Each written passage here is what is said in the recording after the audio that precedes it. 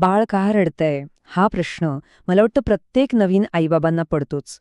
आणि कधीकधी तर इतकं हतबल व्हायला होतं की काय करावं हेच सुचत नाही. पण काळजी करू नका.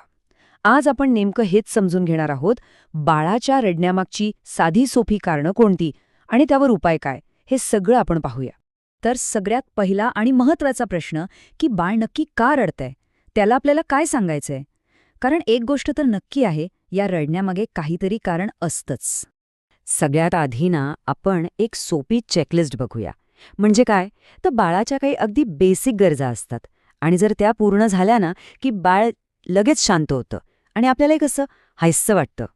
चला मग या चेकलिस्टमधल्या पहिल्या आणि सगळ्यात कॉमन कारणाबद्दल बोलूया.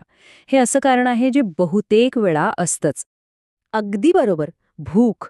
लहान बाळांचं पोट इतकुंचंच असतं, त्यामुळे त्यांना सारखी भूक लागते. आणि म्हणूनच त्यांना वारंवार दूध पाजावं लागतं. जर वेळेवर दूध मिळालं नाही ना तर ते रडूनच आपल्याला सांगतात की अरे मला भूक लागलीये. ही त्यांची बोलायची पद्धत आहे खरं तर.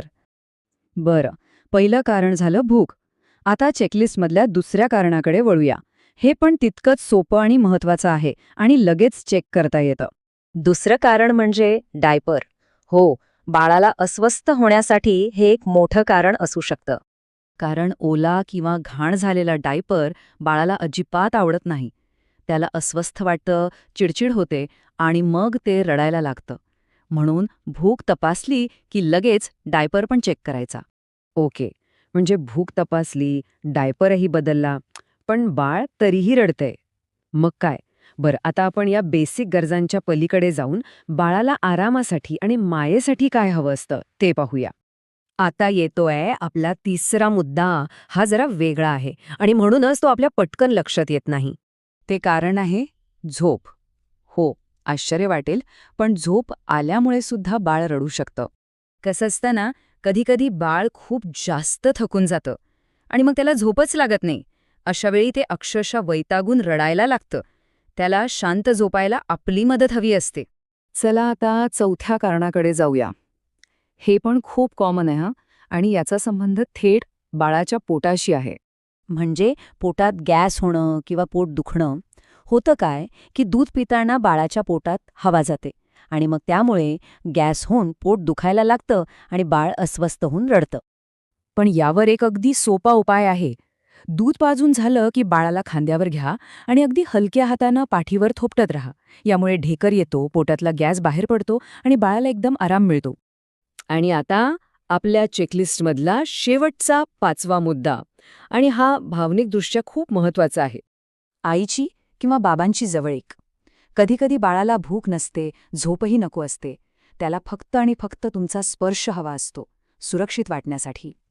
हे नेहमी लक्षात ठेवा की बाळाला तुमची मिठी, तुमचा स्पर्श, तुमचा आवाज या सगळ्यांची खूप गरज असते.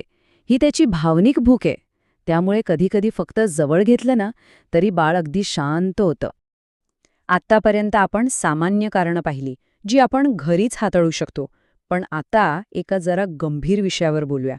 कधीकधी बाळाचं रडणं हे आजारपणाचं लक्षण असू शकतं आणि ते ओळखणं खूप गरजेचं आहे. पण जर बाळ सतत रडतच असेल आणि आपण हे सगळे उपाय करून बघितले तरीही ते शांत होत नसेल तर हा प्रश्न साहजिकच सगळ्या आईबाबांच्या मनात येतो आणि खूप भीती वाटते. तर आता ही लक्षणं नीट ऐका. जर बाळ नेहमीपेक्षा खूप जास्त म्हणजे अगदी तासनतास रडत असेल, दूध प्यायला नकार देत असेल किंवा त्याला ताप आला असेल तर ही धोक्याची घंटा असू शकते. अशा वेळी अजिबात वेळ घालवायचा नाही. कुठलेही घरगुती उपाय करत बसायचे नाहीत. सरळ डॉक्टरांना दाखवायचं. हे खूप खूप महत्वाचं आहे. शेवटी एक वेगळा विचार करूया. बाळाच्या रडण्याकडे फक्त एक प्रॉब्लेम म्हणून बघू नका, जो आपल्याला कसा तरी सॉल्व्ह करायचा आहे. तर मग हा महत्वाचा प्रश्न स्वतःला विचारून बघा. रडणं ही बाळाची भाषा आहे. ते आपल्याशी बोलायचा प्रयत्न करतंय.